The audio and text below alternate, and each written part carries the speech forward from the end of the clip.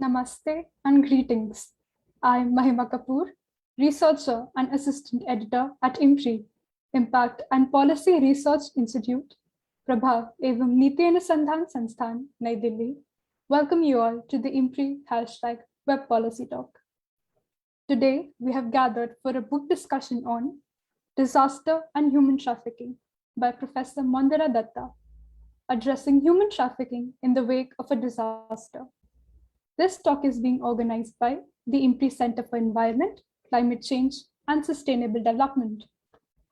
I feel privileged to introduce the chair for the session, Professor V. Malhotra. Sir is presently member at Indian Council of Social Science Research, New Delhi. He is a professor of economics and has served Chaudhry Charan Singh University, Meerut, as professor as well as head Department of Economics, coordinator admissions, examinations and evaluation, and as part of the team of Dean Students Welfare. His research interests include governance and economic development, corporate governance and performance of various industries, intellectual property rights and India's concerns, foreign trade and investments, etc. He has a number of papers in reputed national and international journals in areas of his interest. He has to his credit a book entitled Economics of Education, which is prescribed by many universities. He is a member of the board of many renowned social science research institutes of the country and is also part of the executive of many international research bodies and associations. We welcome you, sir. I am honored to introduce the author and speaker, Professor Mondira Dutta. Ma'am has a teaching and research experience spanning over 4 decades. She has been the founder chairperson of the Center for Inner Asian Studies, School of International Studies, Jawaharlal Nehru University, New Delhi. Her research focuses on gender studies, disaster research, and human security.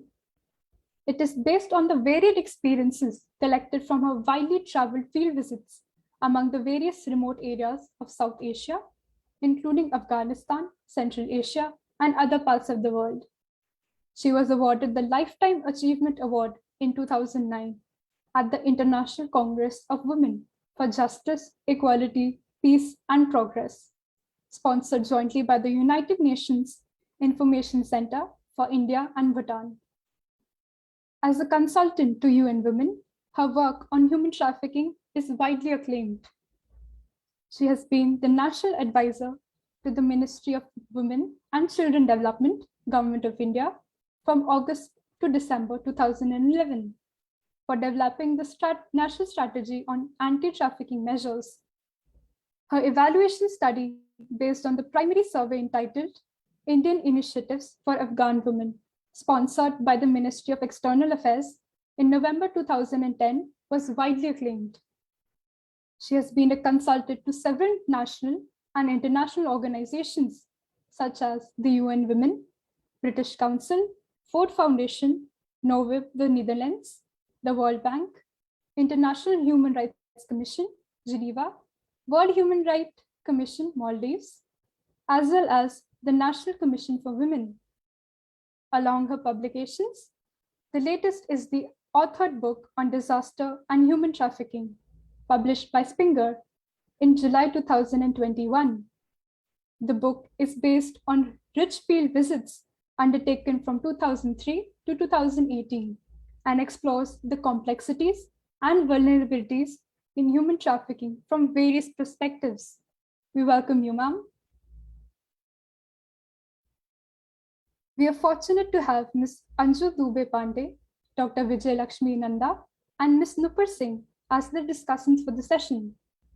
Ms. Anju Dubey Pandey is a specialist ending violence against women and team lead, gender responsive governance at UN Women, India. Welcome, ma'am. Dr. Vijay Lakshmi Nanda is the acting principal of Miranda House College, University of Delhi. We welcome you, ma'am. Ms. Nupur Singh is the editor of Business and Management, Economics, Law, Statistics, Political Science at Springer, India. Welcome, ma'am.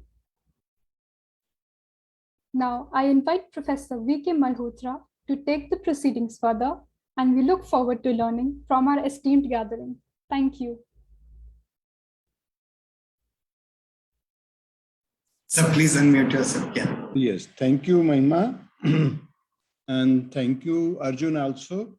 My compliments go to IMPRI, Impact and Policy Research Institute, established in 2018, which is into policy-based researches, action and policy-based researches, and also does monitoring and evaluation and impact assessment of the researches, which is established as a private limited company and recognized by the Government of India and the Ministry of Corporate Affairs. We have a very distinguished panel today with us, Professor Mondira Dutta.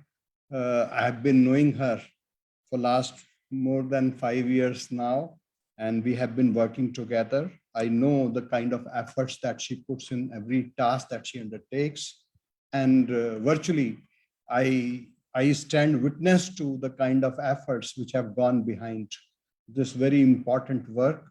I must compliment Springer also, and Nupurji is very much here. I remember a number of occasions we have discussed the whole idea of this book, the report that Professor Mondira Dutta gave to us as an outcome of ICSSR's senior fellowship study.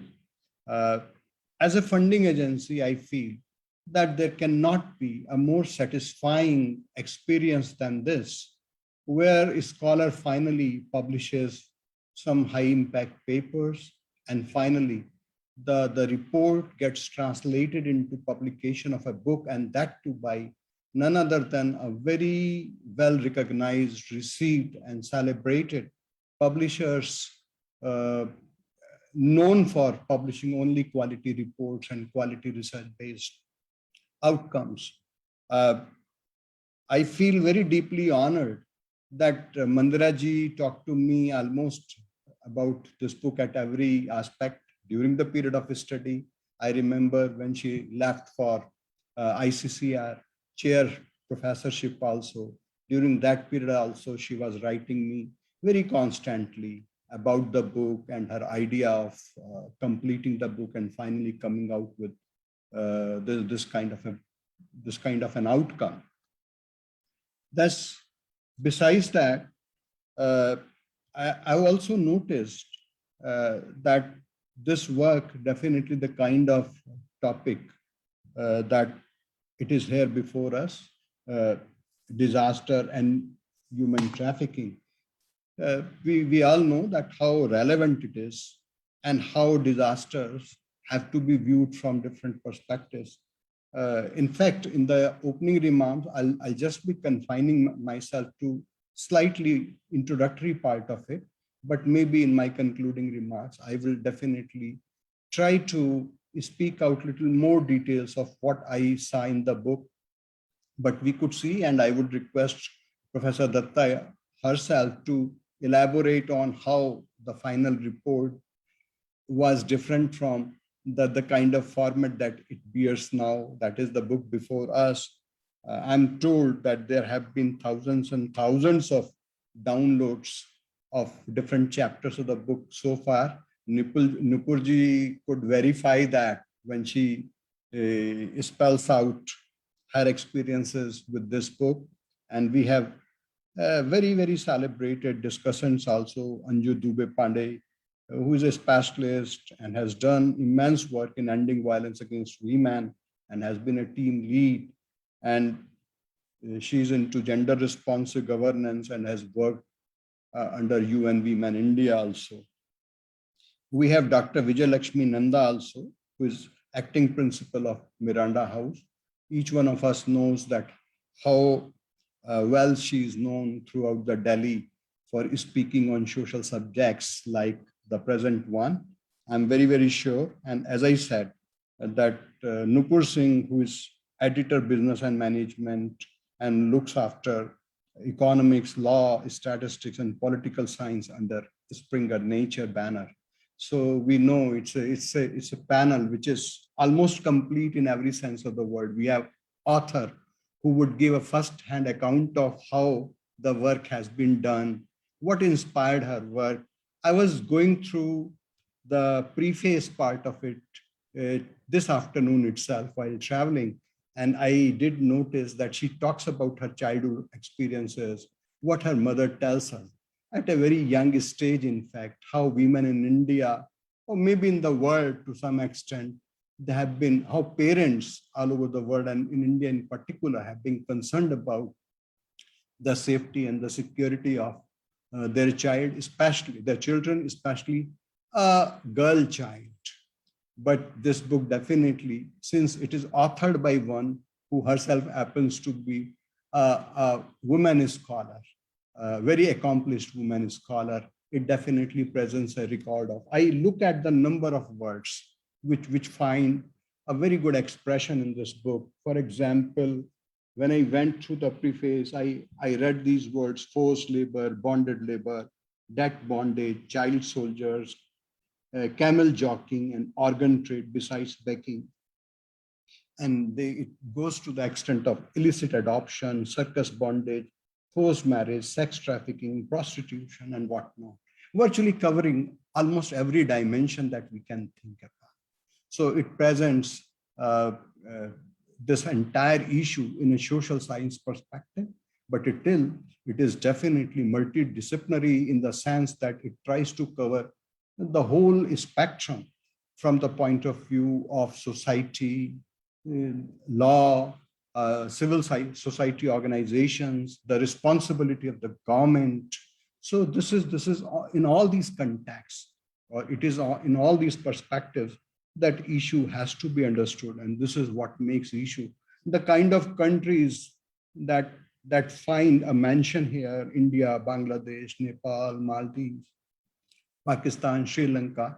I can understand that since Professor Mondira Dutta has spent more than 17 to 20 years on this issue, and ICSSR wanted to take advantage of her scholarship, her expertise in these areas, and it gave us almost a God-sent opportunity, in fact, to make use of and give and work with her in this sense, and finally have an outcome of this nature with us. I'm very sure that this book is going to be read by thousands and thousands of people, not only in India, but all over the world. And I'm very sure that this book would be immensely cited in the perspectives that it talks about, and it puts it straight before us. There are a number of issues. I remember when Professor Mondira Dutta asked me to write the foreword of the book, it took me several days to write those 3 to 4 pages.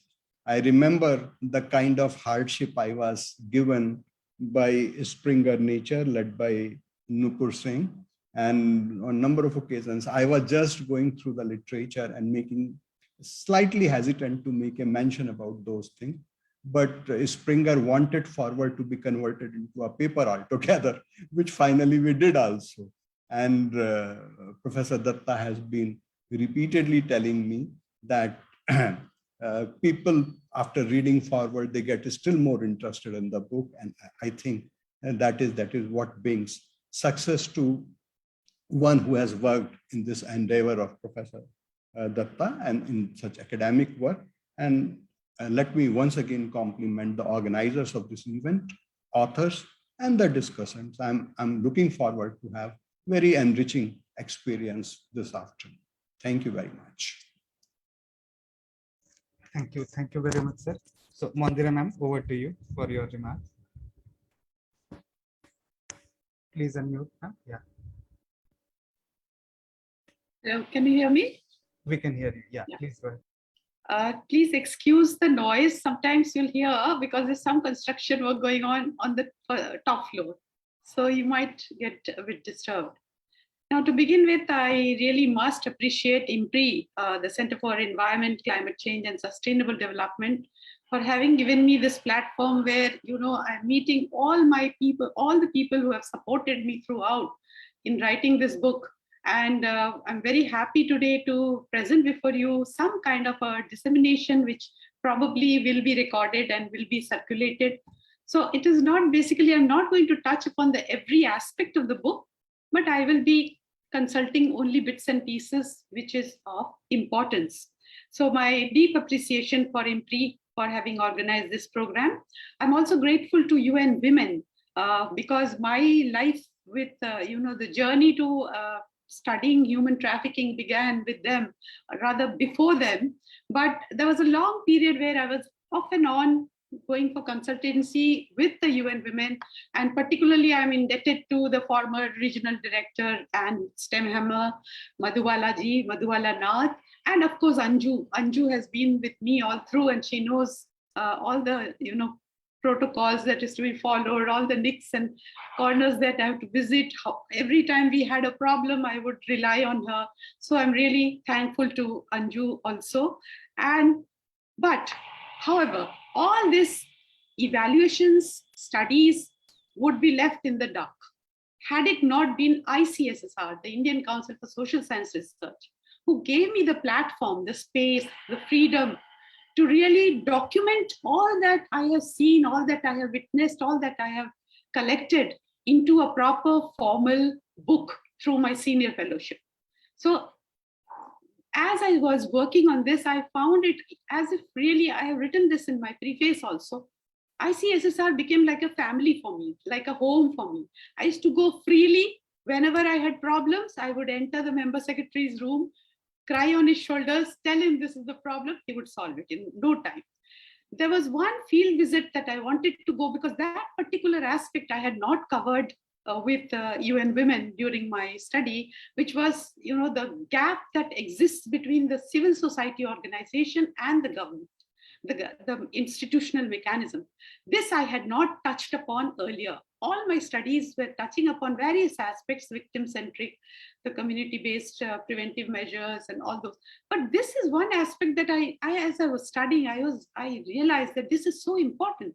And therefore, I requested Professor Malhotra that I would like to go to Calcutta, because Calcutta is one, the West Bengal is one place, if you see the documentary evidence, the maximum trafficked victims are there, and the maximum rescue is also from there. It is not only the traffic victims. So this was one interesting place where I thought if I can go for some time and talk to people, talk to all the stakeholders concerned. So this is the last field visit I went through ICSSR, which was in 2018. And I collected some more information, which was really revealing. I cannot believe that such a thing exists. And this aspect also needs to be incorporated into the study of human trafficking, especially when you're talking about disaster and human trafficking. But however, I'm really grateful to Springer, particularly to Nupurji. She has been a support, solid pillar of strength. I would call her at midnights. I would send her messages and she would promptly reply, tell me how to go about it, how to, the reviews, the filling up of the forms, pages and pages of forms. So all that I could do because Nupurji was there to support me. So I'm really, really grateful to Springers, particularly to Nupur Singh. Now, beginning with my, I think I've already spent 5 minutes. I will not I'll go through quickly. Later, if there are some questions, I'll come back to it. So just beginning, I just wanted to introduce that it was in 2003 that I started the journey of my study into human trafficking. This was a project that I got from the International Human Rights Commission in Geneva. And there I was asked just a very simple, thing was that locate 15 people, 15 rescued victims from Bombay, Kolkata, and Delhi, and see how far they have been rehabilitated. This was all that was there. And it became such a huge, massive marathon because I was not allowed to go and interview these rescued people who were in, especially I'm talking about Nari Niketan, there's an observation home for children who are underage. When I went to Nari Niketan, I was told that you cannot see them, you cannot meet them. You talk to us and you go. You cannot come inside. So this is what I repeated. I conveyed my problems to the United Nations there, and immediately they filed a suit against the government. There was a court case that I had to fight in 2003, which went on for about 3 months. And after that, I was given permission, and then I could go and I saw those children, the condition of those children, how they were kept, what they were feeling, what was their thoughts. And it was like a prison for them. They were all inside a kind of a caged compartment. So cutting that across, I'm not going into the conceptual part of trafficking. We all know, and Professor Malhotra has already elaborated very well, that basically it's a vulnerability of some sort, a vulnerability which is imposed through threat, through coercion, through fraud, through cheat. So this is called trafficking. There is a difference between smuggling and trafficking. Smuggling is something that you are going with your own consent, but trafficking is something that you do not know. You are just told something, but which is not the correct picture. So I'm not going to the details of the Palermo Protocol, how trafficking is defined. I'm not going into all that, recruiting, harboring, etc. But coming to this, that trafficking, as Professor Malhotra has clearly said, that it is not a standalone subject. It is a subject which needs, it is interdisciplinary, it is transdisciplinary, and therefore it has to be handled from a multi-pronged approach. You cannot just take one particular aspect and study it. It's got lots and lots of tentacles. So it has to be studied with a multi-pronged approach. Now, why is trafficking? Trafficking takes place for a number of reasons. It takes place due to, for organ trafficking, for camel jockey, as Professor Malhotra was telling you, the number of things, forced labor, bonded labor. But if you see the National Crime Record Bureau, they have come out with trafficking data and statistics for the first time, started getting registered in the National Crime Record Bureau from 2016. So if you take that into account, then trafficking is basically, maximum trafficking is for labor trafficking, not for sexual exploitation. It is a labor trafficking. This is about 46% of the total trafficking cases where it is labor trafficking, labor exploitation. And the next is followed by sexual and commercial sexual exploitation. So these are the two which are topmost, and they constitute almost more than 80% of the trafficking, besides other things, besides organ trafficking and besides, camel jockey, etc., etc. Now, why is this, although I think sexual exploitation is a huge problem, it is a huge menace, but this is not recognized because of lack of statistics. The magnitude is a problem. Due to the clandestine nature of the activity, we cannot really jot down. Nobody will come forward and say, yes, I have been sexually exploited. Very, very few will come and report. So that reporting is not there. It's not that it is not there, but the reporting is not there. It takes years and years even if you come and report and the case goes on, it takes years and years. There were many movies based on that, how, the girl is brought to the court, asked her to give the details, then she has to go back, come after 10 days. It is not possible. It is not possible for anybody to do that. So these are some of the reasons. This is in page 127 of my book, if you refer to that you will find that what kind of purpose of trafficking.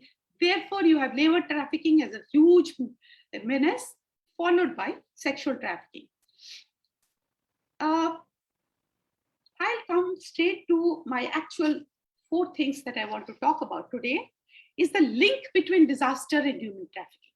It is such a very important link, that how is human trafficking related with disaster? Now, first thing that happens when there is a natural disaster or any kind of disaster is that the pre-existing vulnerabilities, which are already there, we know everything is not on the same platform. Some are rich, some are poor. So when we have this pre-existing vulnerabilities get compounded when disaster hits. Disaster hits across the borders. It doesn't recognize any international boundaries like human trafficking. It is also an international problem. It does not recognize any international boundaries. You can send people from one part of the world to another part of the world. But if you see this, that a person who's already vulnerable gets doubly vulnerable. They get affected much more than a person who is not so vulnerable. So disaster hits everybody, not in the equal way, but in a different levels. So each one of us get hit in our own level where we stand. Now, I just want to take one example from a study that I did with World Vision in 2020 recently. And there I found that during the COVID-19, the children from Bihar, they were sent to Jaipur Bangle Industries. I mean, they used to go for years together. Parents didn't know where they were. The kind of vulnerability situation was created in Bihar due to floods and etc. They had to send their boys, especially I'm talking about the boys. I have not studied about the girls, but the boys had to be sent to Jaipur through Gaya during this COVID period to go and earn something. And very peanuts, they're just going for a very, very handful of money, which was also not being paid.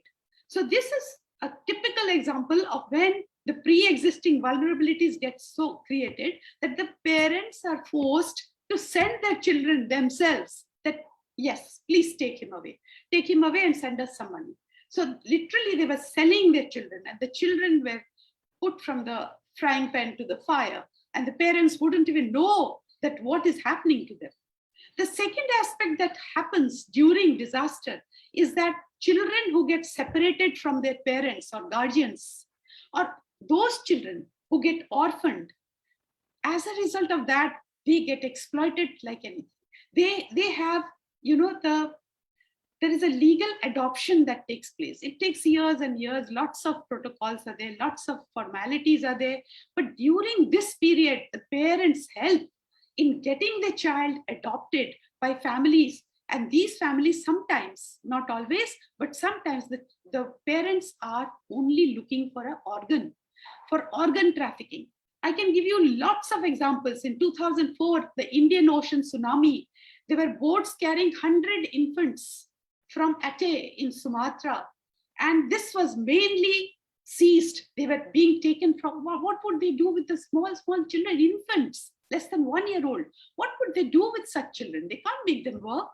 They can't make them do sexual exploitation from them. So it was the organ trafficking that came into view. So this was already reported and it has been documented and it's present in my book also. And then you come to the 2010 Haiti earthquake.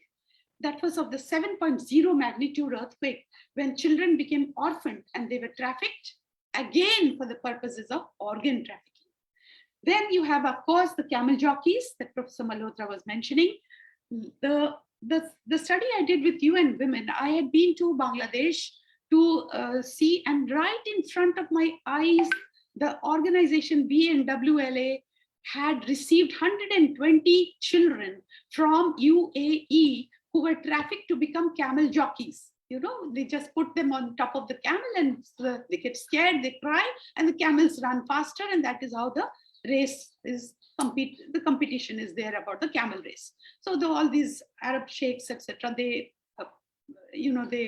invest a lot of money into this and they enjoy themselves. While this child has been trafficked from Bangladesh, of course, now it has been banned, but it was there. And in front of me, I saw 120 children who arrived there in the organization, absolutely hurt, injured. One of their ears are gone, somebody has fallen and nose is broken. So, it's a terrible thing. And the traumatic experience they've had, they looked so blank.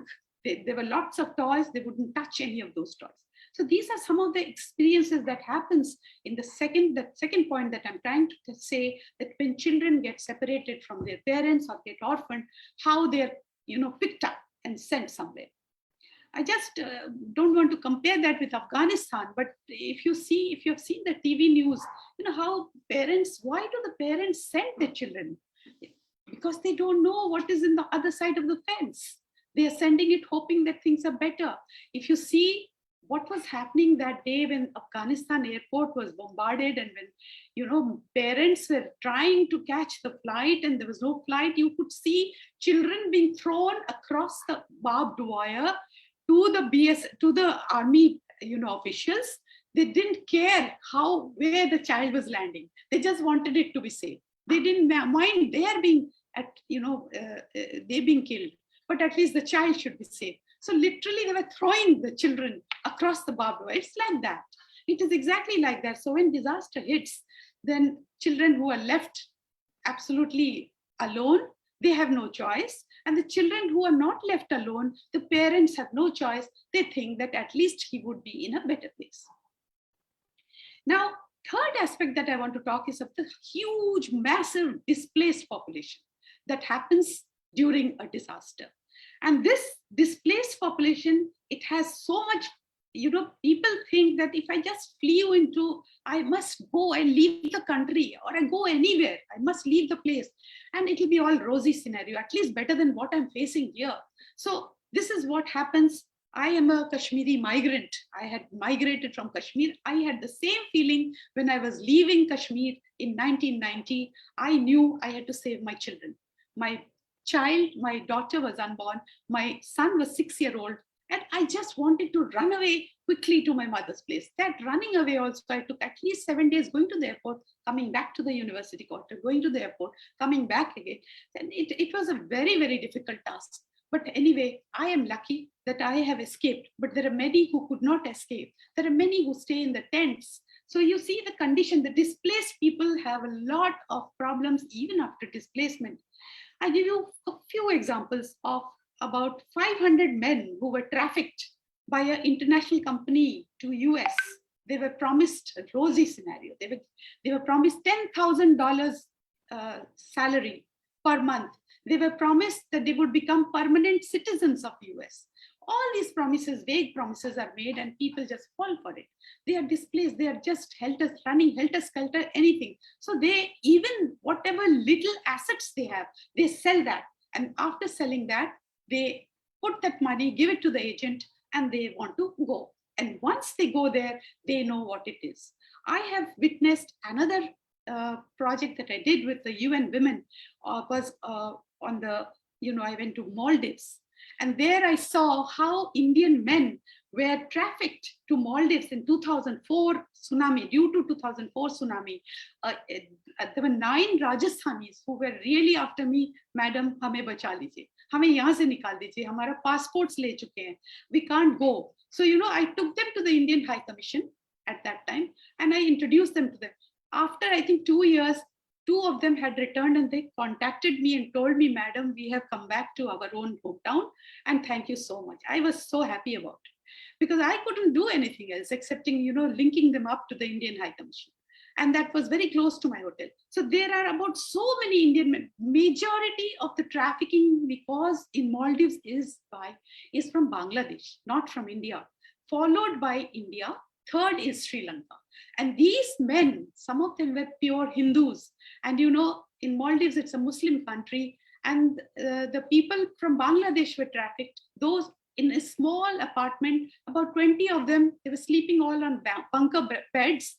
But many of them would go to the park and try to sleep. But there was only one solitary park in Malé, which would close down at 8 p.m.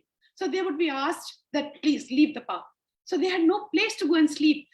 The utensil where they have to cook, they were given a utensil in which beef was cooked. And so these Rajasthanis, who don't even eat non-vegetarian food, they would buy biscuits and survive on that. They refuse to eat in that utensil. They refuse to cook in that utensil. So this is what was the plight. What happens when the displaced population just, barge out of their house and try to go and settle down somewhere else. And the last point that I wanted to talk is on this aspect is the deficit in the rescue resources. India is still not so rich country, even for that matter, US also we saw there is a deficit everywhere. During COVID, you could see that their hospital arrangements were not as hi-fi as we thought it would be. In fact, India has such a huge population, and India is doing much better in terms of, you see the percentage of people that have been admitted in India and the percentage of people that have been admitted in US. So there is a deficit in resources, and this rescue resources particularly is very, very stressful. It gives such a stress factor. You see, what happens is that while, it gets compounded with the governance issues also. Not only the deficit, in rescue resources, compounded with governance issues, they land up as massive miseries for the vulnerable people. And while the government machinery is busy rescuing people from earthquake hit areas, rescuing people, the life saving, that is the first and foremost priority. While they are doing that, they are able to, they do not see how the traffickers have already, spread their network. It's such a huge network, how they've spread their network, and they are trying to target, all the vulnerable people and trying to take them away from there. So these are some 4 factors that affects, because of disaster, it affects the human trafficking. But however, I'm not going into the other details of this typhoon 2013, the Haiyan typhoon in Philippines, where the children were engaged. You see, below 9 years, there were children engaged in child laborers, children engaged in domestic laborers, and so many other difficult, hard, the industries which are really hazardous, they are put into those industries. Now, cutting short this, I want to bring before you that we do not have proper magnitude of this huge menace. We do not have, even for labor trafficking, we do not know what it is. I told you that in Maldives, this man, he is a plumber, and he's been asked to do the electrician's job. The electrician has been asked to do plumbing job. So, literally they are not paid that $150 per day that they were promised. So this is what happens when a disaster hits. You are desperate, you're stressed, you just don't know what you are doing, and you have to go somewhere in search of livelihood, in search of peace, in search of somewhere that your children can be fine. So there are some statistics that I don't want to get into details from the International Federation of Red Cross Society. Of 2003, I managed to get some data there. About 4 million had been trafficked. ILO has come out with 21 million forced labor in 2012. US State Department says almost 6 to 8 lakhs of trafficked victims annually, every year. And out of this, more than 50% are children, and more than 70% constitute women. Women could be laborers also. Women could be labor trafficking also. So these are some of the, but this is only the tip of the iceberg. There are many, many cases which go unreported, which are not there. I do not know how much time I have. Do I have another 2-3 minutes, or I can stop here also? Yes, ma'am. Please take 2-3 minutes to summarize. Professor Malhotra? Yes, you can take 2 to 3 minutes. Thank you so much. Okay. I am not going into the milestones achieved during the journey of the disaster. I'm not going to that, but only one point here I want to say, there has been a paradigm shift. There has been a paradigm shift from the response and relief centric to mitigation and preparedness. And further, it has now got it transformed into a multi-dimensional, multi-sectoral, multi-tier approach. And this emphasis on risk reduction measures. That is the main idea that you see from your Yokohama strategy from 1994, it has come down to Hugo, where the early warning system was introduced, and it is a huge success. We have really implemented that very well. And now we are in the period of Sendai framework of disaster risk reduction, where it synchronizes with the sustainable development goals, and almost 10 goals out of the 17 goals of the SDGs are in the Sendai framework. Right now, we are following that. But there has been a paradigm shift because of the early warning system. I'll take one example of Odisha. It is my state, and I know how I was there during 1999 super cyclone. I could see cows flying, literally flying and going on the lampposts. They were stuck there. I saw coconut trees bending down, touching the ground and going back. The cyclone was so strong. And this was 1999 super cyclone, where officially, I think 10,000 people died. But unofficially, they say 30,000 people died. But now you compare it with Phylline, which is in 2019. I was in Dublin at that time, and I heard about this, and I immediately tried to contact my people in Odisha. And they said, no, this time we were all safe. We hardly 5 to 10 people who died, and that too, they died of old age. Nobody died, but we lost a lot of property. We lost a lot of trees. We lost a lot of destruction was there, but lives were saved. So this is only possible because of the early warning system that you got to know, and some preparations were made. So therefore, the degree of vulnerability that one has, that needs to be counted, that needs to be taken into account before you create any kind of disaster program, before you start strategizing the disaster programs. I'm not going into last one. One thing I really want to say is about the laws. The laws are very, very important. The international organizations have laid up, India does not lack in laws. We have lots of laws and we have very good laws. Implementation is the problem. We don't have problems in framing laws.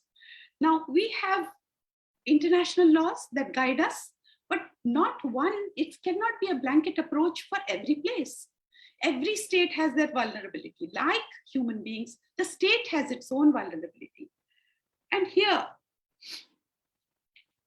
we don't have a compatible law. The law should be so flexible that one can adopt it. Somewhere you cannot achieve that high standard of that, achieving that international law that has been there on trafficking or disaster, or the Sendai framework of action. Many were. In fact, there was one other program that I attended on education way back, some 10 years back, and that was in Sao Paulo, where Africans came and they were complaining that we cannot achieve this target of education. So many percentage of people have to be educated. We don't have schools.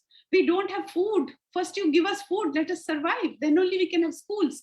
Similarly, there are states, there are regions, there are countries which cannot achieve that international law. So this international law gets weaker when it is not compatible with the states. So you have to link it up. You have to give some kind of flexibility, elasticity, so that it is at least tried, if not achieved. So therefore, space has to be created. And here, the lack of awareness on human trafficking and disaster has been a major reason for failure, because people don't know that disaster happens, but they don't know that human trafficking can take place. It need not take place, but it may take place. And results show that it has taken place in many, many instances. So the laws has to be very, very flexible and elastic so that you can adapt to making it area specific and need-based demand. Then you have, but I must appreciate that there have been some laws, like in 2009, earlier when a victim, when a rescue was undertaken and some people were, rescued, they were treated as culprits. They were put behind bars and they were put behind, some kind of shelter home, and they were not treated well. They were stigmatized. But that, there was one, that was Section 8 and Section 20 of the ITP Act, which was revoked by the Ministry of Human Affairs, Ministry of Human Resources, Ministry of Human Affairs, not Human Resources, Human Affairs, which came out with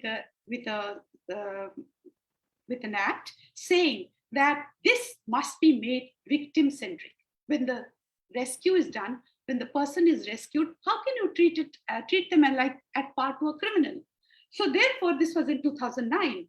The ITP Act itself has been amended, and it is now almost in tune with the international commitment. We have a lot of laws. We are trying to, update it so that it falls in line with the international commitments. And here, there was another one that was adopted, was that ensuring the proving innocence is the responsibility of the traffickers and the customers, not the person who has been trafficked. Then we have the Disaster Management Act of India has been modified in 2015 to suit the Sendai framework of action. So here, many things have happened. It's not that we are not doing, we are doing many things, but we still lag behind and we have to really gear up. If you take the Trafficking in Persons report, India still continues to be in tier 2. And this was the situation in 18, this was the situation in 19, and now also in 20, not in 18, sorry, in 19, 20, 21, it's still there. We have not fallen down. That means we are making good efforts. But if you take in 2018, this is my last point, and I will stop after this. I won't talk about the civil society, etc. I think maybe Anju will put in something on that. So, but the last point that I wanted to talk is about the bill by the Ministry of Women and Child that came out in 2018. Everybody was very, very happy. There was euphoria everywhere. That's now finally, you know, we have a law that will really fix people, fix the traffickers, fix the criminals properly, and we have got a good, exhaustive law. But after the initial euphoria, the CSO, the civil society organizations were not too happy with it. And they said there is a lot of duplication, and therefore this law cannot be accepted. So what actually we need today is a law which would, you know, combine the 2003 ratified the trafficking protocol law, the Sendai framework, the SDGs. They need to be imbibed between each other. And that is the law that we need to follow so that we can follow a standard procedure. So with that, I will stop. I will not go into the other details. And these are all included into the book, in my book. So if you get a chance from the library or personal, I would request you all to go through, because this is not a book only on one particular aspect. Every chapter has at least 2-3 years of research. Every chapter has a different perspective. And all this has been combined together where you'll never find something like this. And I'm really, really grateful to ICSSR, to Professor Malhotra especially, for having encouraged me throughout, for telling me, you go ahead, we will help you, you do it, you can do it. And you know, it's a huge task. I have amalgamated all my study from 2003 or probably before that to the latest 2019, 2020. Everything has been put into under one roof. So with that, thank you all very much. Thank you, Professor Dutta. You have definitely tried to summarize the spirit and the work in the given period of time, which is far lesser than the required time. In fact, 7 to 20 years of research work cannot be simply summarized within 15 to 20 minutes. We all understand that very well. But still, the things at heart, they come first and they find their expression in this short duration also. So I'll request Dr. Anju Dubey Pandey to please give her observations on the entire issue. And since we are of the opinion that Professor Dutta should be taking the largest time, because she's the one who has done it all and whom we would like to listen more and more on this issue.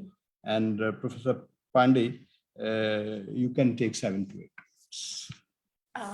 Thank you so much, Professor Malhotra. And of course, you know, I see I'm joined here by my friend, another Professor Vijay Lakshmi. Such a pleasure to see her.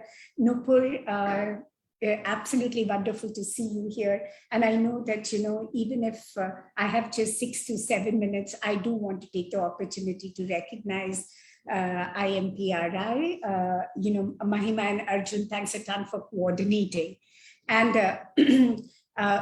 Professor Malhotra, I've promised myself that I will finish my PhD before I die. So as of now, I'm not a doctor. And I keep saying this to Dr. Dutta for sure, many a times that, you know, maybe that is what is going to give me a long life. And I'm pushing it so jaldi nahi khatm karungi to lamba jeeungi. But on that note, you know, where should I begin? This is a very emotional moment, both personally and, you know, from the perspective of my organization that I'm also representing. And I will do the obvious that I've been doing, you know, literally over the last, I can definitely say, for a decade and a half. And I'm not used to calling her Professor Mondira Dutta. I call her Mandira Dutta in the spirit of feminism, in the spirit of sisterhood. And that's how I choose to address her even today. So I think, you know, first of all, huge congratulations. And, you know, when you were speaking, Mandira Dutta, it was literally like a refresher for me because of the journeys that we've done together. Like I said, both at a personal level, but also professionally, we've literally grown together to work on the issue, to understand it better, to understand how layered it is, to understand how complex it is. And like she rightly said, that each chapter of this book really could be it could be a book in itself.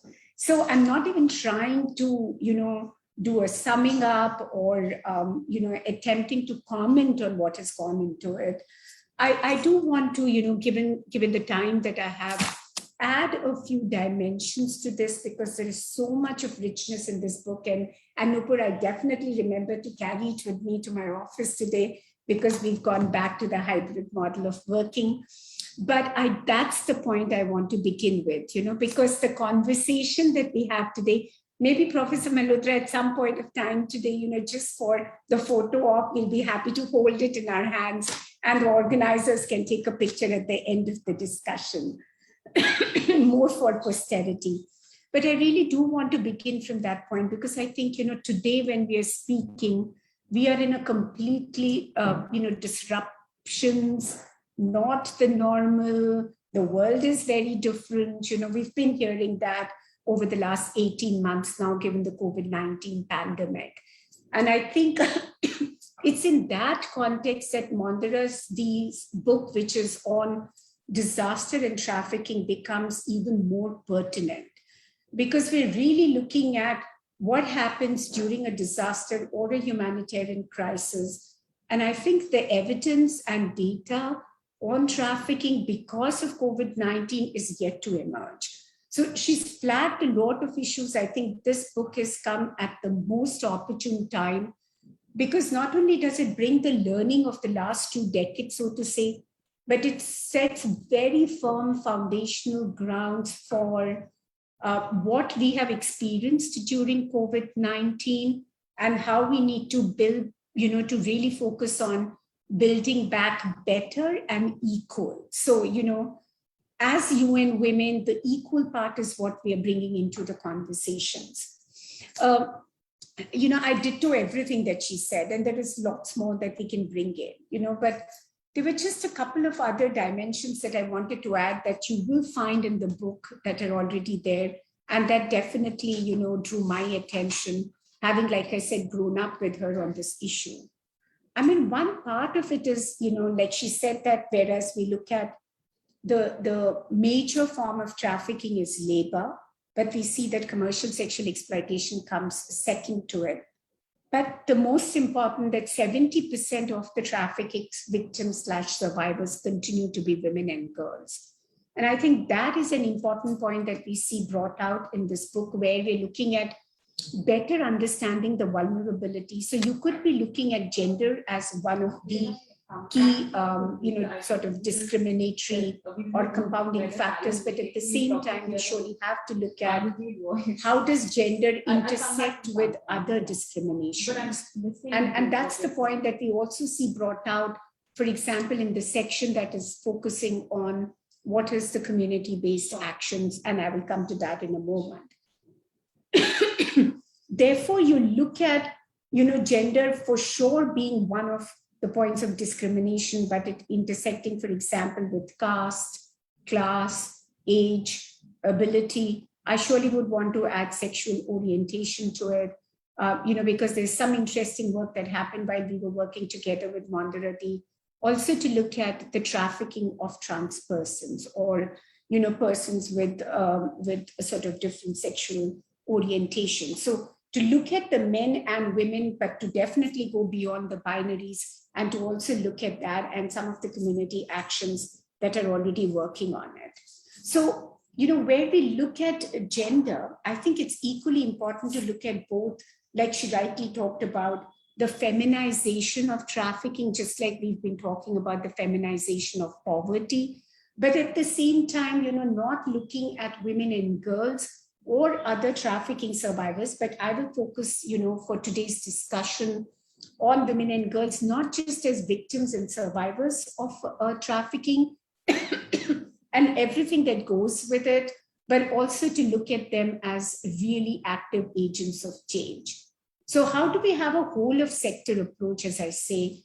And we find excellent examples of that. We've done those journeys together, where she mentioned about West Bengal, where we were in a care home together, and we find this girl who, just out of curiosity, in Bangladesh, where everybody would talk about the border, the border, the border. And she was just curious to, see what the border looked like.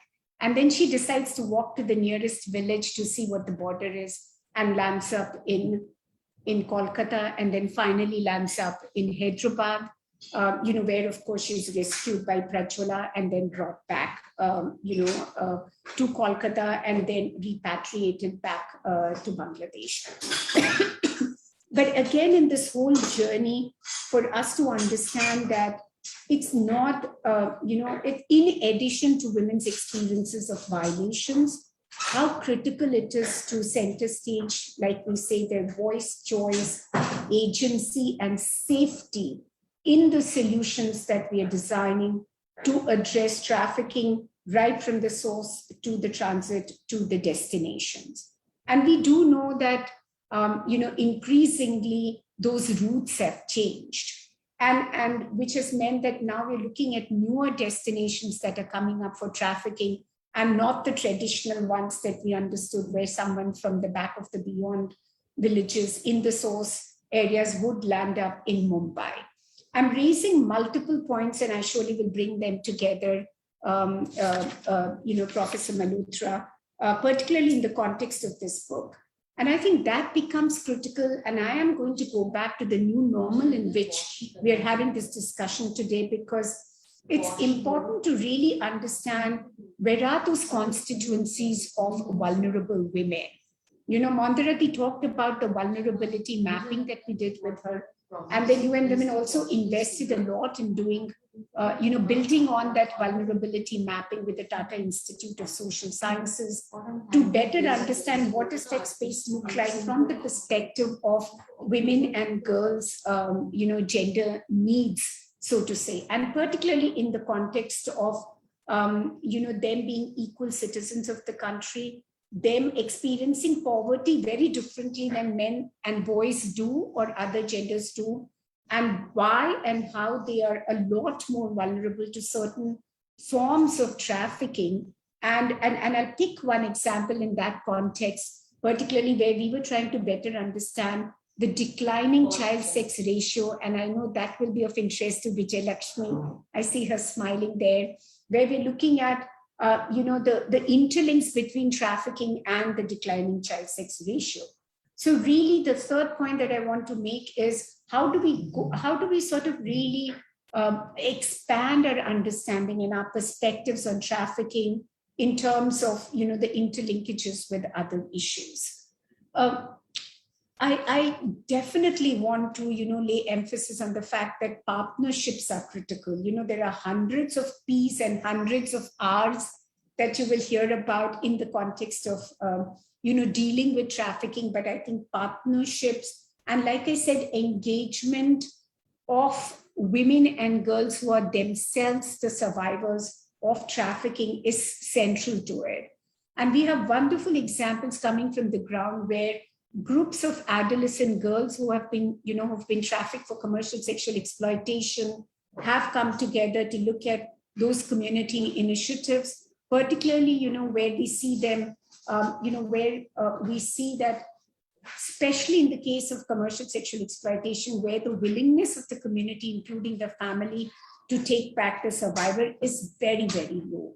And how do we work in a manner that they are able to go back, the reintegration back into the community to really close the loop also becomes an important aspect, that we see examples of that in Mondira Dutta's book.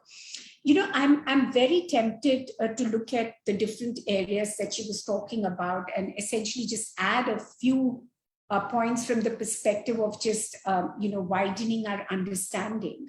On the data and localization and evidence as one pillar, to look at laws, programs, and policies as another pillar, to look at really the interlinks of women's experiences of violence, which, say, for example, with women's economic autonomy or their economic rights.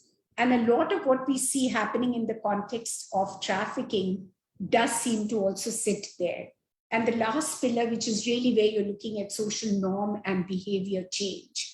And just a few examples, because I'm very mindful of the time that we have.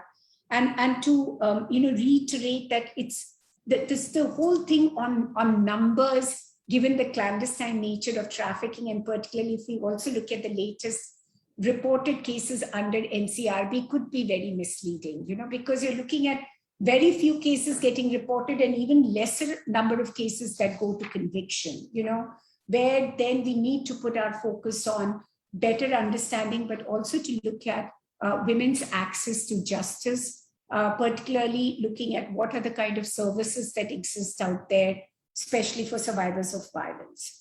I think on the second point of the laws, Mondira Di, I do want to reiterate that, we've seen some shift, we've seen the moving of the needle in the last 2 decades, so to say, especially after the Nirbhaya case happened, we immediately did see some wins related to the laws, and particularly the changes in the trafficking provisions, which were then much more closely aligned to the definitions that are there in UNTOC, for example, the UN Convention on Trafficking and Organized Crime. So really looking at what are the global normative frameworks and how close do we stand as a country to sort of including those in our legal frameworks. But I think it's the third point of the intersections of violation of women's rights as citizens, particularly women's experiences of violence, because trafficking is not like one monolithic thing, It is a range of experiences and violations that women and girls experience, including sexual abuse, including abduction, including kidnapping. I mean, it's a range of things. And therefore, in that context, for us to better understand the implications that it has for their rights as a citizen to safe and equal livelihoods, work, opportunities. And the interesting part of that was that's a big focus that we did with Mandira Dutta on investing in prevention, because you will see that mostly the initiatives on trafficking are more focused on what happens to me after I'm trafficked. But really the merit of doing the vulnerability mapping or investing in data and better understanding, where we are, was to also invest in prevention. And UN Women, for example, as an organization, has invested a lot in developing models of prevention that, of course, we presented to the ministry to see how we can scale those up, so that, like I say, how do you close the tap rather than keep mopping the floor? So, how do you ensure that you prevent that I'm trafficked rather than, in addition, so I wouldn't say rather than, but in addition to the fact that if I'm trafficked, how do you support me with the essential services and access to justice both? And that's the bit that I think would definitely need more exploration, will definitely need more understanding and more research, because we are speaking in a rights-based space, and I definitely want to bring that word in, because a life that is free of violence, a fear of violence and trafficking is my fundamental right as a citizen of this country. So I think all articulation has to be rights-based, and it has to be one which is survivor-centric, but also one where, like you rightly said, we're looking at the harmonization of laws, because the left hand, for that matter, doesn't know what the right hand is doing. And I think that's really critical to look at harmonizing the provisions. I'm not sure whether the flexible is the word, Mandira Dutta, that we want to use, but we definitely want to look at that one piece of legislation is speaking to the other, to really look at a much tighter net on accessing justice.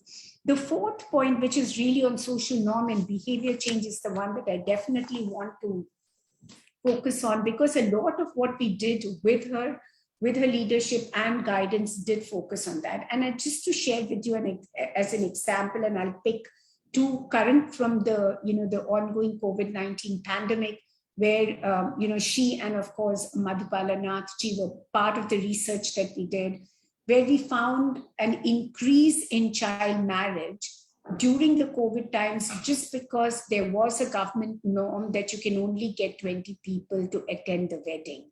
So, sometimes I wonder where we are in terms of us thinking as a society, that a large number of families in the 5 states where Mandira did the study for us, the evidence was because you now have to spend less in the wedding of your child, especially the girl child.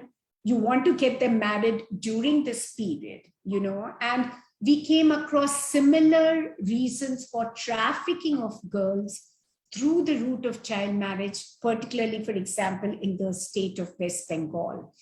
Similarly, in the state of Rajasthan, it was very interesting to see that some of the socio-cultural practices of certain communities, and I'm not going to take the name of the communities, but where you see traditionally daughters getting dedicated to quote unquote prostitution or to commercial sex. And once the Bombay bars closed down and the women and girls came back to the villages, they were then subsequently trafficked, to go to other locations. So I think, it's just so complex that it's important for us to understand it in its many, dimensions. And I think what Mondira Dutta's book does at this point of time is it brings that complexity. It brings out that layeredness, if I may use that word, and it brings out the fact that you can't have one size fits all. You have to look at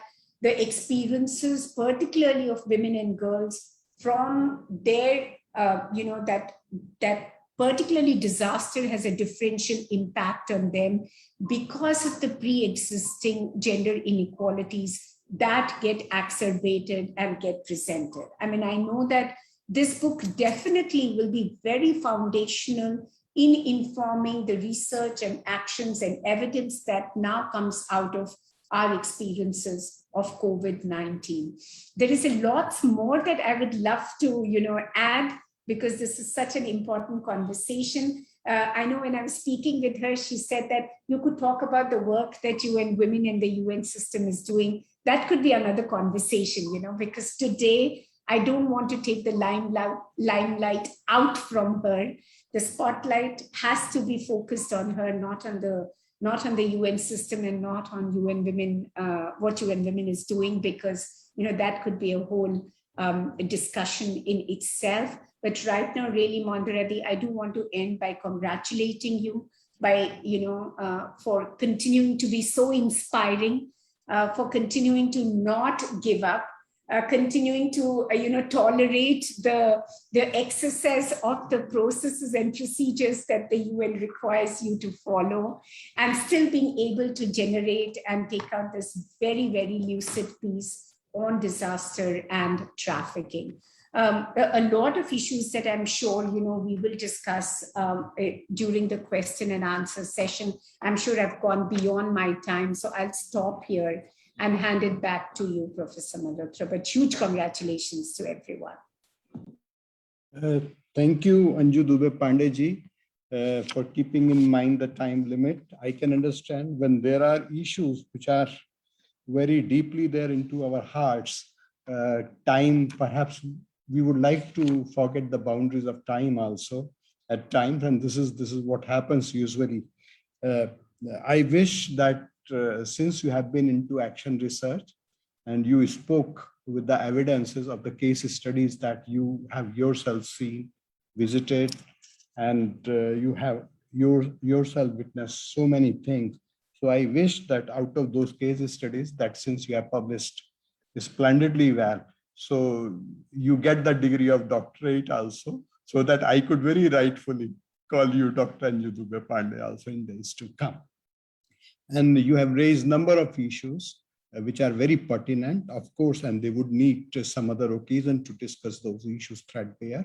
Maybe we can learn from each other. We can definitely get much more illuminated from the experiences of each other and the understanding also. So life continues to be a great learning experience in the sense of the word. So I would request now Dr. Vijay Lakshmi Nanda. In fact, her expertise has already been somewhere indicated by Anju Dubey ji that she can definitely talk a little more on child sex ratio, but we leave this option to herself only, that where she would like to concentrate, in fact, her expertise. Thank you, Professor Malhotra, and thank you, IMPRI, Dr. Arjun Kumar for this opportunity to discuss Professor Mandira Dutta's work. I follow Anju and her excellent exposition of the work, and of course, Professor Dutta and Professor Malhotra's discussion on the subject.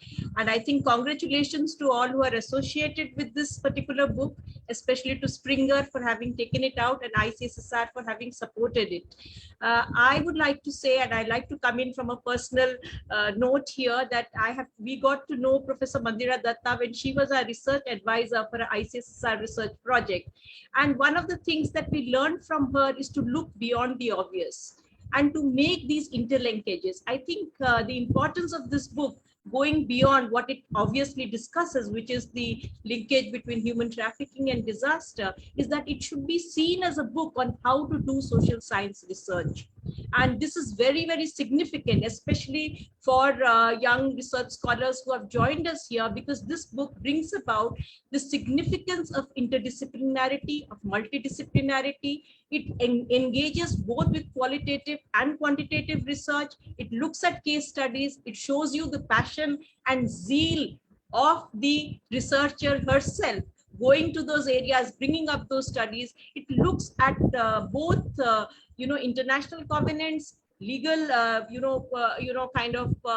studies around it. It also engages not just with one country but with multiple countries, and is able to make sense of that, to be able to shift through that and to look at paradigmatic shifts. I think this is very, very significant, and I would like to flag this off as an important book on how to do social science research. And it should be seen as a text for all students who are doing PhD or are doing postdoc or are writing, to look at how social science research is to be poised today. Because social science research cannot just be looking at existing studies, it is to go beyond that. And I have been familiar with Professor Dutta's work, and she has been doing this consistently. 2010 to now, she has been looking at linkages not just with disaster, but also with how you can bring about cross-cutting issues with SDGs, Sustainable Development Goals, trafficking and disaster. So this kind of a linkage, to be able to open up the area of research where none exists and no one is able to read that linkage, I would again say the ICSSR has been able to encourage this kind of research for all of us, and we are indeed grateful to have her also as a research advisor and to be able to link our work with hers, and that is where declining child sex ratio comes in. Although I will only flag up one issue on that. The linkage that you have made, Professor Dutta, here is not just about looking at one, women. I think the linkage you have made with intersectionality becomes significant for all of us to look at class, caste, gender in all its interlinkages, looking at age, looking at region. You have looked at region and then looking at disaster. I think that particular linkage, you are going beyond Kimberly Crenshaw, and we keep touting Western scholars for everything, but I think it is time that we recognize the efforts made by Indian scholars like you to be able to layer intersectionality in the way you have. I think the kind of social science research that can be done in India and the linkages you are making with other states, I believe it is not possible for scholars sitting in the US to be able to do that. So I would again say the theoretical input or the conceptual framework you have made about intersectionality is far more multi-layered than Kimberly Crenshaw. So I would like to say that, and I would again say that this should be included with social science studies, and I would like to flag that off. The next point that I want to bring in is the understanding on vulnerability. I believe what you have done now is to bring in a perspective into vulnerability studies, which has been done by people like Martha Freeman, who are again seen as the scholars in vulnerability studies. Judith Butler is also seen as a scholar there. Alasdair MacIntyre is seen as a scholar there, where they look at vulnerability as the primary human condition. But the way in which the lens of vulnerability you have used here, looking not just at class, gender, and other kinds of age intersectionality, but at situational vulnerability, that the situational vulnerability has to be examined at every context, and the dynamic that you go to the margins and then you come back to the center. That kind of a shifting understanding of vulnerability, not being caught up by existing studies that are there, but to look beyond, to be able to look at it with new lens. I would say that's an important one. The other point I want to make is that, and I'm going to stop here because I don't want to take much time, but I will definitely write on it and send you something because I owe that to you, is to look at responsibility. I think the idea that you have worked around not just the international covenants, looking at all the international covenants, looking at the national laws, the responsibility of state, civil society agencies to bring about a solution in this matter. So you do not stop there. You are looking at policy implications, you are looking at solutions, and there is always a ray of hope in the way you speak. And I find that refreshing, because that is not how social science scholars have worked till now. The idea that there is hope, yes, we can move forward. I think you make that when you talk about, let us, redistribute resources for resilience, protection. Let us look at how we can protect against situational vulnerability and how vulnerability theory offers us social analysis. I would say this is one of the best work that we should be talking about, and I have personally made it a part of a study for our policy center and gender lab. We would again be inviting you to speak on the book with our young students and to have them work around it. And Professor Malhotra, we would request your indulgence also, and Anju and Nupur to come in and to speak to, and Arjun to speak to young students, to tell them how to do social science research, not to be caught up with what existed, but how to move beyond that to look at linkages. Again, congratulations to you. I am very inspired by this work. I would like to thank you for it, and I wish you the best in taking forward research and teaching us how to. Thank you very much. Thank you, Dr. Nanda. I think in very limited words, you have tried to convey almost everything that you intended to, highlighting that how Indian scholars should be brought to limelight, how one should be working on vulnerability studies also, and the sense of responsibility among the social sciences scholars that you have tried to underline. Now is the turn of Nupur Singh ji, who has been part of this entire endeavor, in fact, which has been collectively taken by ICSSR. I'll not say only the scholarship of Professor Dutta, but the scholarship that she has gained all through last 20-30 years. In fact, we tried to just make use of that or put that in the form of the final report and now in this book. So we have interacted with Nupur at different points of time, and she was very excited to see this work coming in the form of this book. I think there is nobody better than her, in fact, to speak from the perspective of the publisher, and so reputed a publisher, which has been rightly there in the space of not only knowledge creation, but also dissemination of the knowledge to such an extent. So over to Nupur ji. Thank you, Professor Malhotra. And I would like to thank IMPRI also for coordinating and for giving me the opportunity. And of course, I mean, a big thank you to Mondira ma'am, Professor Mondira Dutta, because without her, this would not have been possible. And the discussants and the chair and the author are eminently more suitable to talk about the topic. So I will just restrict myself, to comments related to how we started discussing this book and what was the journey, very briefly, because I don't want to take time away from the topic. But I remember this was like, somewhere around 2018 in a conference in JNU that Professor Dutta, she just mentioned while we were sitting and having, I think, over a cup of tea or something, and she mentioned, oh, I'm doing something like this, and maybe I'll think about putting it together. It's just in the form of a report with ICSSR. And I remember, feeling that, oh my God, this would make such a lovely book. I mean, because there was absolutely nothing. You had disasters, you had human trafficking, but there was nothing connecting them together, at least not in the form of a book. You had papers here and there, but not something of this, this was just huge. And the second thing that really made me very, very excited about this work was that Springer has been focusing on SDGs over the past few years. We have been very, very strongly looking at topics that talk about various SDGs, trying to put research together, disseminate these research works that focus on one or more SDG topics. And this was like, you know, as I think the discussants as well as the author, everybody has considered that this, I mean, talks about almost all the SDGs across the board. So this was just too good a work to let go. And then finally, I think in 2019, she said that I'm ready. The report has been submitted, and let's start talking. And then we started discussing with ICSSR, and it has been really great. Thank you, Professor Malhotra. You have facilitated the discussion so well, and it would not have been possible without the, you had so many more ways of, presenting the book, maybe adding a few layers here and there, and very helpful throughout the process.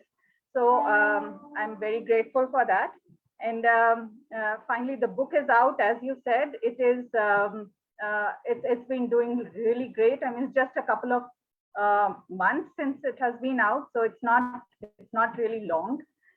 Within that, it has reached more than, it's almost 1,000 in certain areas, but overall it is about 156 for the whole book downloads. So the chapters are like a bit more. That thing will be collated after 3 months. It's really too early to say, but we are all very, very hopeful about the book doing really well, and it's absolutely wonderful research. I could see the passion in everybody's voices today, and how deeply this has affected everybody across board. And I'm looking forward to so many more works coming out from Professor Dutta, from Anju, from Professor Vijayalakshmi, and from ICSSR, which talk, about such topics, such SDG related issues, which touch everybody's lives. So thank you very much for giving me this opportunity. Congratulations, Professor Dutta, finishing this work. And, this is your day, and it's absolutely great to be part of it. Right. Thank you, Nupur. Arjun, can we take a few questions, one or two? So there are not many questions, more of congratulations, all the comments. So we would like to listen Professor Dutta for 2 to 3 minutes more before we come to the concluding part. Okay. Thank you, Professor Malhotra. Well, I'm really so elated with all the lovely, comments on my book, on me, and I'm really, really very grateful and thankful to all of you for giving me this encouragement. But what I missed out due to lack of time, I like to go back and add that little bit, which I think is also equally important. And before I add that, I take Anju's comments. I think they are very healthy. And what I meant by flexibility of laws that you mentioned actually does not mean, I also mean harmonization, yes, but at the same time, there are some cases that I'm not going to the details where, you get benefited if you complete this many number. You get certain benefits from the state government. You get certain benefits from the national government, from the other places. You get awarded, but statistics is not everything, So you need to have, you can't judge a particular achievement just on the basis of statistics. How many have you covered? How many awareness programs did you do? Did you achieve this tip report says tier 2? Can we achieve that tier 2? These are the things that you have to be a little more flexible there.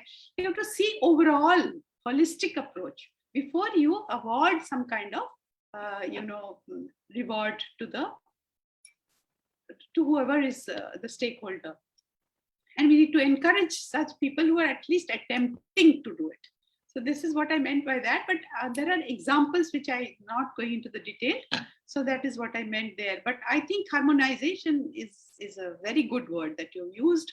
Yes, harmonizing all the laws, that it fits into each other. It's like a jigsaw puzzle that it should fit into this. So one leads to the other leads to the first one. So this is also well taken. But one field visit that I did with ICSSR in 2018, that is something that I could not talk, is on the, the gap that exists between the civil society organization and the governmental institution machinery. There is a lack of, I would say there is a lack of trust and deficit in the confidence building measures. I have spoken to many, which is there again in my book. There's a whole chapter on that. But here, I'll just take the instance of one particular aspect where I went to meet the IPS officer. I'm not mentioning the names. They're not mentioned in the book also. That is in Lal Bazar Police Headquarters in Kolkata.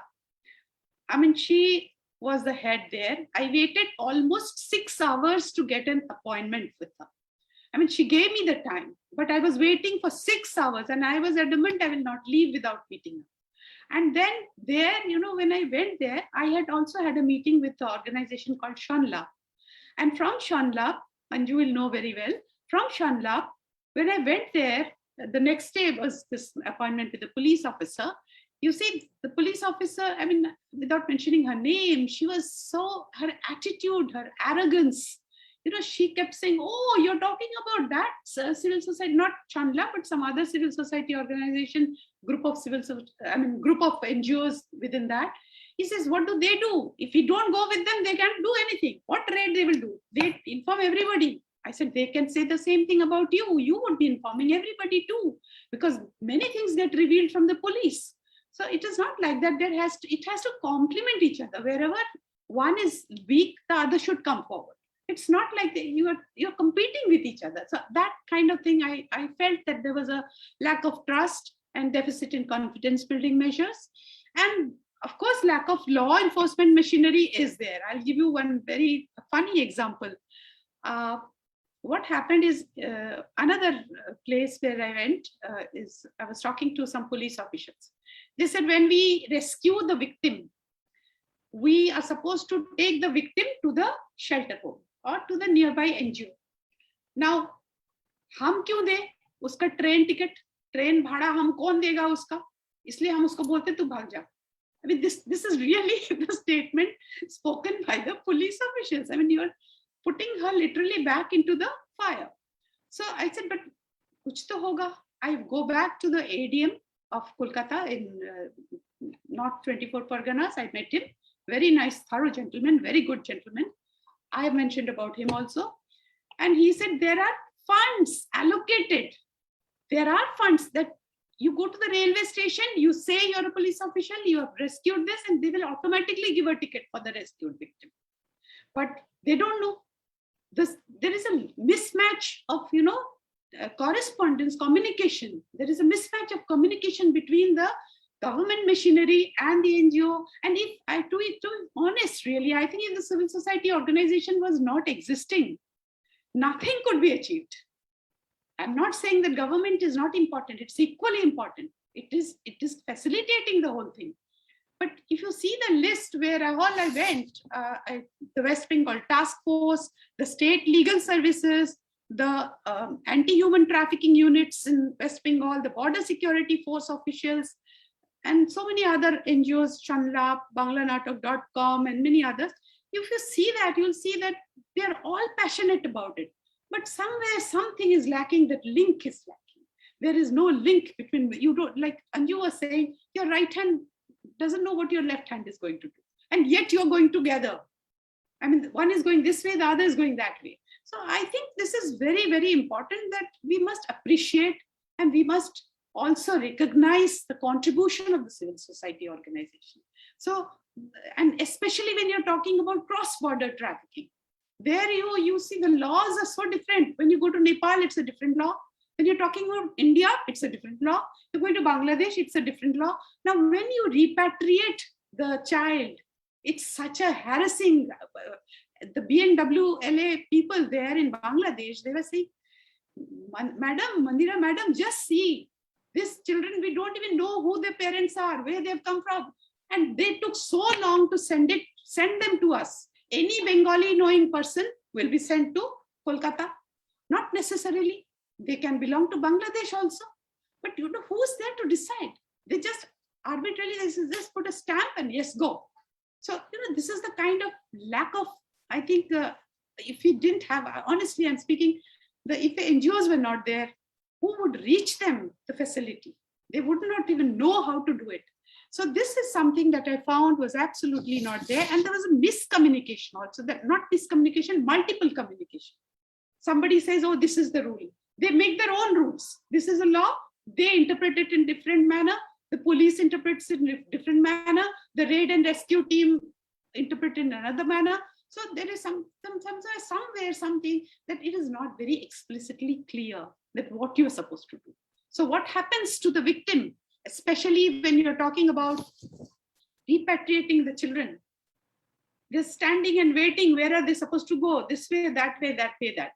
So this is something that needs to be tackled. I think some research needs to be done on this, linking the institutional machinery with the civil society organization. So this is one aspect that I think needs to come.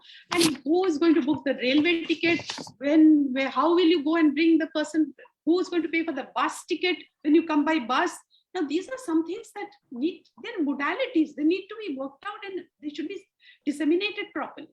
And another thing is that, which I found when I was working for a project with UN Women, the evaluation, there also we found that in the border areas, the border security forces are really helping a lot. In fact, in Manav Seva Sansthan, there is one NGO in the Gorakhpur area. Now there, they have done a lot of work and they were involving these border officials to come in and help. And here, because many people get transferred, they want to give them training, they will give training. The moment they get the training, they're transferred to somewhere else. So again, you reinvent the spade. Everything has to be done from scratch one. So somewhere some continuity is lacking. This is lack of continuity because of which we lose a lot of time.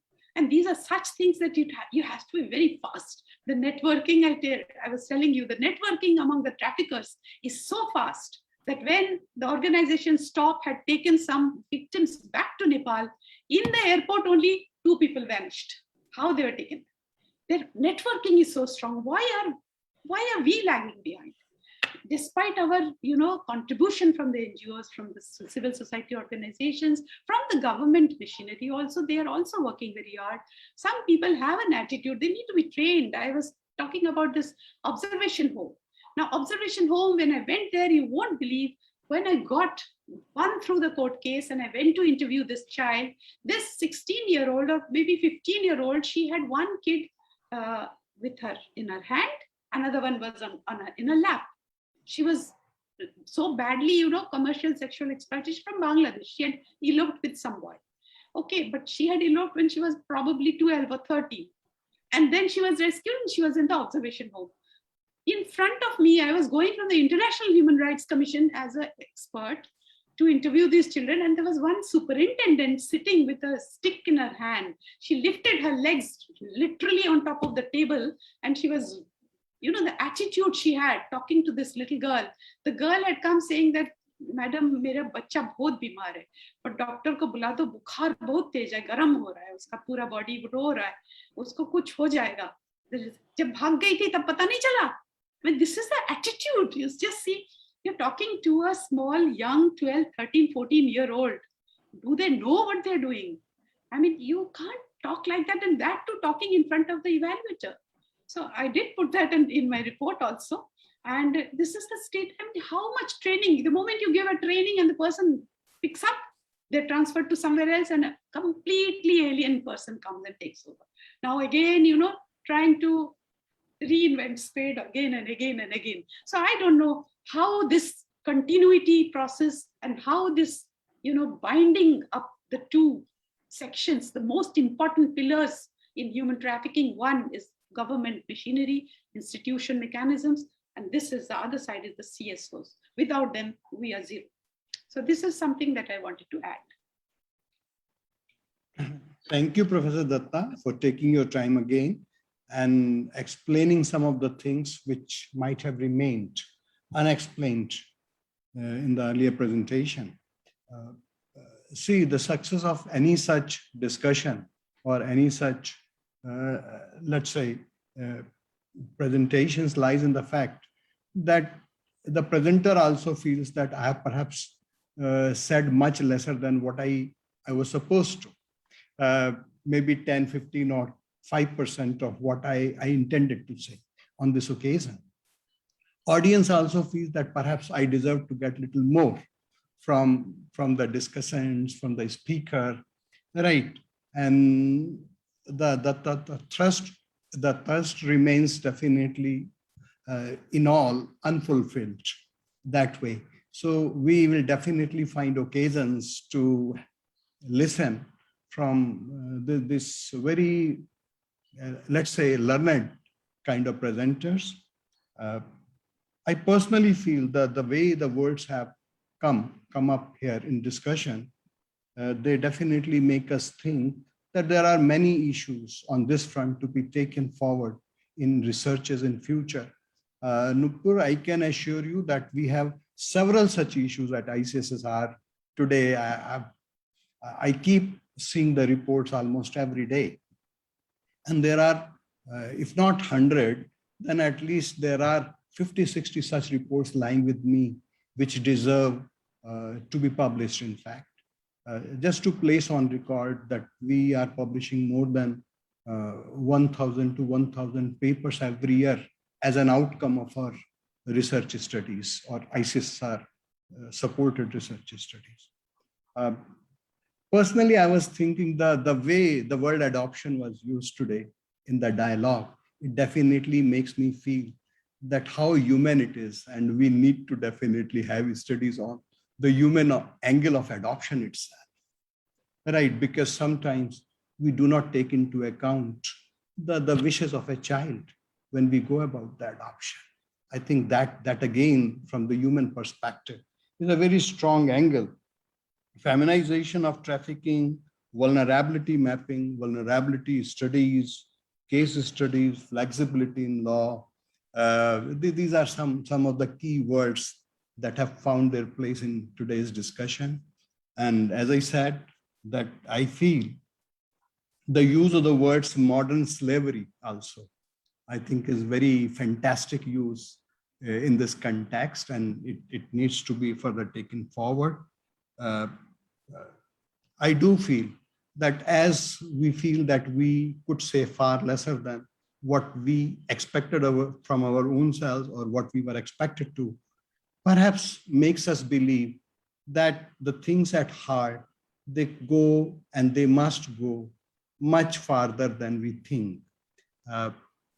And I was really thinking that why people when say that footfalls in the libraries has definitely been far lesser in over last 10 to 15 years or maybe 20 years. The reason I see is that perhaps books are not coming from the heart. And this is one occasion that I could see that a book has come from the heart. Of course, it did include mind, rationality, and presentability also required in this format. But when it is close to heart, it is definitely bound to attract the audience, not only in the country, but it is bound to attract the knowledge seekers all over the world also.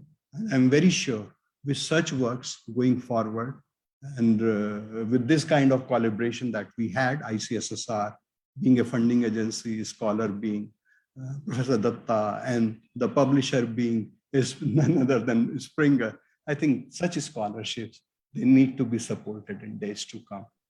And this is how the world of knowledge has to take its journey towards a greater future. With these words, I will stop here itself.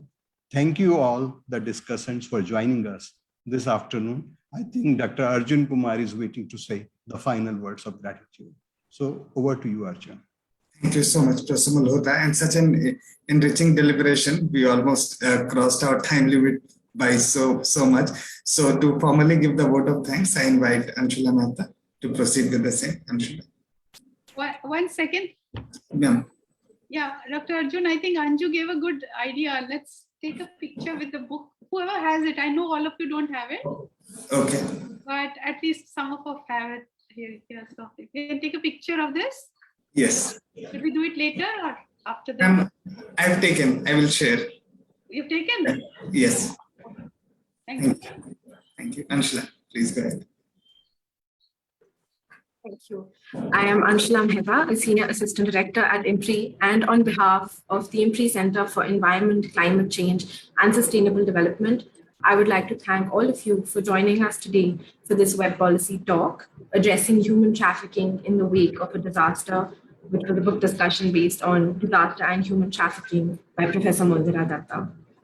We are grateful to Professor V. Malhotra, Honorable Member Secretary of ICSSR, for taking out the time from his very busy schedule to join us today as the chair for this session and for sharing his insights and really steering the discussion. Thank you, sir. Professor Mondira Dutta, we congratulate you for your very pertinent book, and which we are sure brings out many South Asian stories on this pressing issue. And we thank you for joining us today and for sharing in depth about the kind of work that has gone into this book and your experiences. Thank you very much. We are grateful to our discussants, Ms. Anju Dubey Pandey, Dr. Vijay Lakshmi Nanda, and Ms. Nupur Singh for joining us and for sharing their perspectives on the book and also on the theme overall. Thank you very much. And of course, we are grateful to all of our participants who joined us here on Zoom or on Facebook Live, or will watch us later on YouTube or listen to us on our podcast. Thank you. And we hope that you continue to tune in to future web policy talks at IMPRI. And I hope you have a good evening. Thank you very much again. Thank you. Thank you, everyone. And congratulations, ma'am, once again. Thank you. Thank you, sir. Thank you.